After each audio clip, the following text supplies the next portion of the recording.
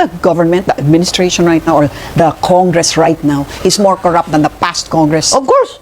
This is... I think this is like, this one is the champion. This one gets the trophy of trophies because tinuruan nga sila ni Romualdez eh. Ito na yung worst nung time ni Duterte. Kahit anong sabihin nyo kay Duterte, JK, mamatay tao, ganyan, nagmumura, pero takot sila kay Duterte magnakaw ng hayag-hayagan kasi mumurahin sila ni Digong. Takot sila. Ito, pinsan niya, sagot mo kami, boss, ha? Hindi sila takot. Di ba? Kaya, itong invention na ito, ng insertion, at insertion fee, at flood control, at rock netting, ito, tingnan nyo mabuti, you trace the budget. Nangyayari lang ito since 2022.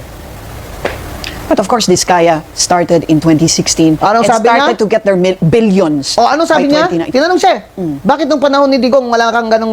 Wala naman po nanghingi nung panahon ni President Duterte. Well, sabi nila edited daw ang kanilang testimony sa House. Sino may sabi? Dahil ang Blue Ribbon Committee Chairman nun, si Senator Marcoleta. Paano niya na-edit yun? May affidavit yun?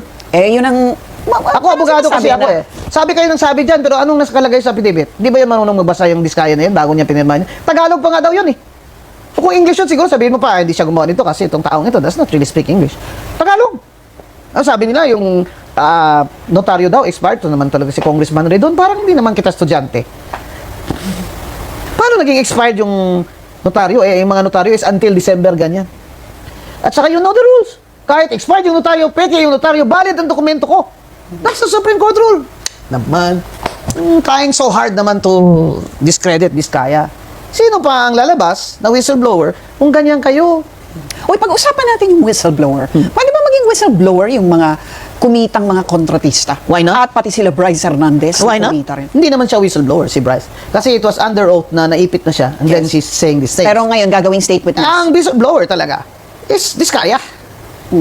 Kasi si Diskaya was not even yet responded in anything.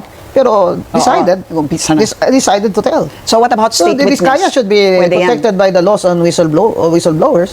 And there's an ombudsman rule on immunity.